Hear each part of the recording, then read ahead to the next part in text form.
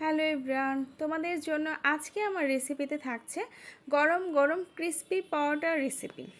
এবং এই পরোটাটা আমি যদি দুধ চায়ের সাথে সার্ভ করি, আমার ফ্যামিলির সবাই দুধ চায়ের সাথে সকালে এই পরোটাটা খুবই পছন্দ করে খেয়ে নেয়। আমার আর বেশি কিছুই বানাতে হয় না।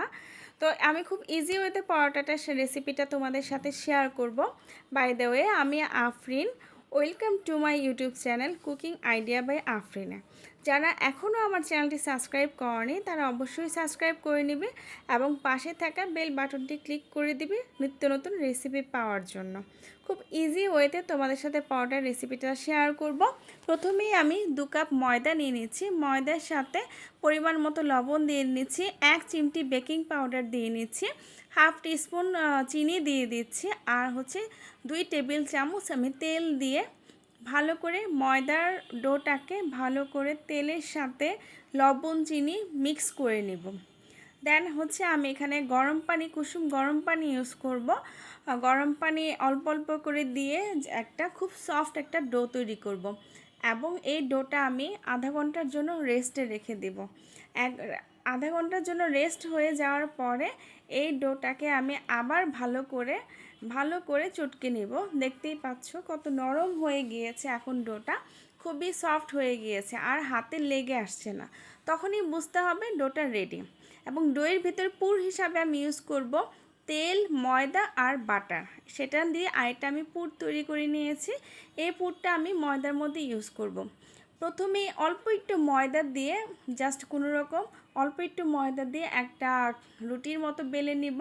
পাতলা করে বেলে নিয়ে আমি পুরটা এটার ভিতরে দিয়ে দিব। পুর দেওয়ার জন্য আমার সেখানে গোল করে বেলে নেওয়ার কোনো প্রয়োজন নেই। আমি এখানে পুরটা দিয়ে দিচ্ছি। পুরটা দিয়ে ভালো করে মাখিয়ে নেব পরোটাটার সাথে। এর সাথে শুকনো ময়দা উপরে ছিটিয়ে দেব। ছিটিয়ে দিয়ে আমি যেহেতু চারকোনা পরোটা তৈরি করব আজকে, তো এটা চারকোনা তৈরি করার জন্য একটা শেপ দিয়ে দিচ্ছি যাতে বেলতে আমার সুবিধা হয়। তো এটা আমি চারকোনা ভাঁজ করে রেখে দিব। প্রথমেই ফার্স্ট ইন ফার্স্ট আউট করব।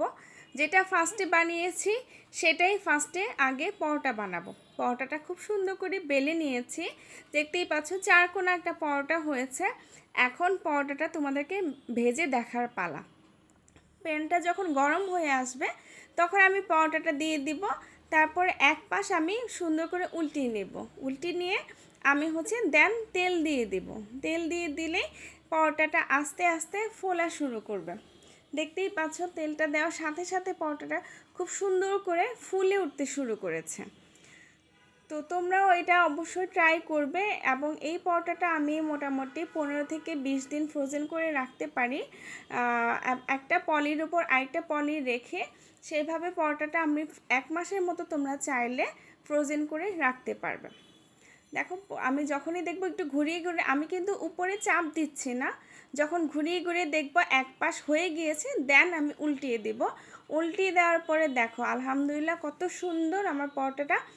আমি কিন্তু চেপে চেপে সেঁকছি না, যখন এক পাশ হয়ে যাবে আরেক পাশে হয়ে গেছে দেন আমি প্রেশার দিচ্ছি, না হলে আমার পরোটা কিন্তু প্রেশার দেওয়ারও প্রয়োজন ছিল না।